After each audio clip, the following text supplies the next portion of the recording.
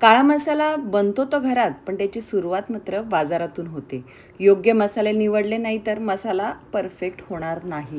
आमच्याकडे मीडियम तिखट लागतं, म्हणून मी चूज काय केलेलं आहे तर बॅडगी मिरची अर्धा किलो, संकेश्वरी पाव किलो आणि लवंगी मिरची पाव किलो. मिरचीचे प्रमाण कमी जास्त करू शकता. सर्व मिरच्या स्वच्छ करून देठा काढून 2 दिवस उन्हात वाळवून ठेवलेल्या होत्या. चला मसाला बनवायला घेऊयात. सर्वप्रथम सगळे सुके आणि गरम मसाले. धणे नेहमी गावरान घ्या आणि खोबरं बघताना जरा जड आणि तेलकट असलेलं खोबरं घ्या, जेणेकरून मसाला चांगला होतो. गरम मसाले सगळे चांगल्या क्वालिटीचे घ्या, ज्याच्यामुळे वास तर चांगला येतोच, पण मसाल्याची क्वालिटी खूप चांगली होते. मसाल्याचे सर्व प्रमाण मी डिस्क्रिप्शन बॉक्समध्ये दिलेले आहे, त्यामुळे वेळ न दवडता आपण डायरेक्ट मसाला कसा भाजायचा ते बघूयात. आता सर्वप्रथम कोरडे मसाले भाजून घेऊयात, म्हणजे खसखस आणि पांढरे तीळ आपण कोरडे भाजून घेणार आहोत. आणि भाजताना एक लक्षात घ्या, खसखस खूप लवकर भाजली जाते, म्हणून तिला काळपट करू नका. मंद आचेवरती 1 ते 2 मिनटं फक्त भाजली तरी बास होते. त्याचप्रमाणे त्याच कढईमध्ये पांढरे तीळ भाजून घ्या. पांढरे तीळसुद्धा पटापट भाजले जातात, त्यामुळे थोडेसे भाजले की बाजूला काढून ठेवून द्या. आता आपण काय करणार आहोत, एकाच कढईमध्ये सगळे हे जे गरम मसाले आहे, बडी, वेलची, लवंग, मिरी, दगडफूल, हे सर्व टाकणार आहोत. दालचिनी एकाच कढईमध्ये एकाच वेळी.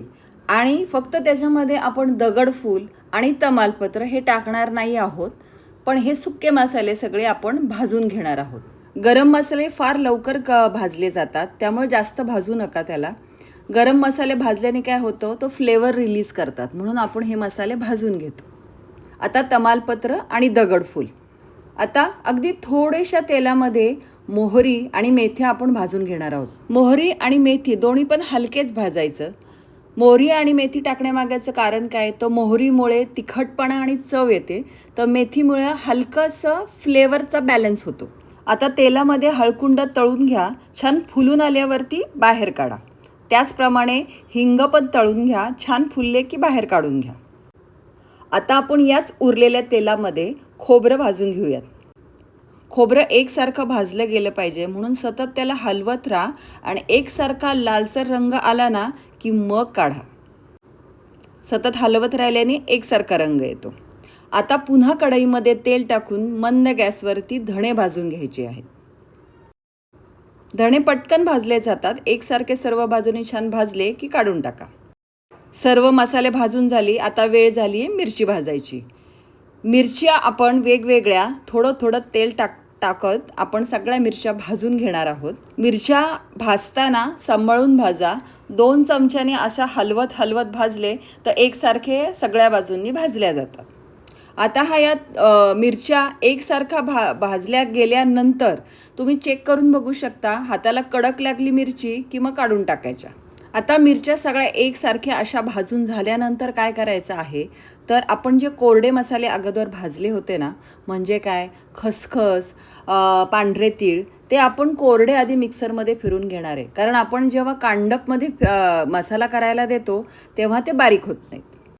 आणि हो, सगळ्यात शेवटी म्हणजे ओला मसाला, तो म्हणजे पातळ चिरलेला कांदा घ्यायचा आणि बारीक गॅसवर, मी जरा व्हिडिओ शूट करायचा राहिला आहे माझा, मंद गॅसवरती असा हा कांदा छान लालसर रंगावरती परतून लाल करायचा.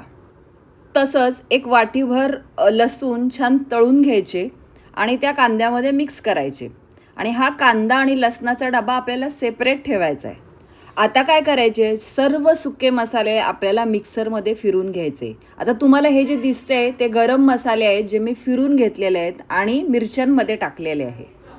आता हळकुंड आणि हिंगाची पूड पण करून मी ह्याच्यामध्ये टाकलेली आहे आणि वर खाली केलेलं आहे, म्हणजे काय, छान मिक्स करून घेतलं.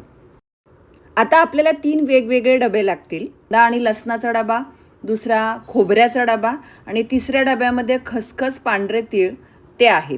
आता जेव्हा आपण मसाला दळायला देतो तेव्हा एक गोष्ट लक्षात ठेवायची की त्याच्याबरोबरीनं आपल्याला त्यांना मीठ वेगळं द्यायचं आहे. 1 किलोभर मिठाचं पॅकेट त्यांच्याबरोबर, ते पण मोठं मीठ, ते द्यायचं. आणि हा मसाल्याचा डबा घेऊन आपण कांडपात जायचं. मसाला कुटायला घेतलं की थोडं मीठ त्याच्यामध्ये घालत राहायचं. मसाला कांडपातनं दळून आलेला आहे. इतका सुंदर वास येतोय आणि रंग पहा, आहा भन्नाट. मी घेतलेल्या साहित्यामध्ये बरोबर 3 किलोचा मसाला तयार झालेला आहे, वजनी 3 किलो. आजची ही काळ्या मसाल्याची रेसिपी जी मी स्टेप बाय स्टेप सांगितली आहे ती तुम्हाला कशी वाटली मला कमेंटमध्ये नक्की सांगा. आणि तुम्ही पण काळा मसाला बनवता का आणि कसा बनवता ते पण मला कमेंटमध्ये सांगा. मला खात्री आहे तुम्हाला हा मसाला खूप आवडणार आहे, म्हणून आत्ताच सेव्ह करा, लाईक करा आणि शेअर करायला विसरू नका. पुन्हा भेटू अशाच एका नवीन रेसिपीसोबत. तोपर्यंत आनंदात राहा.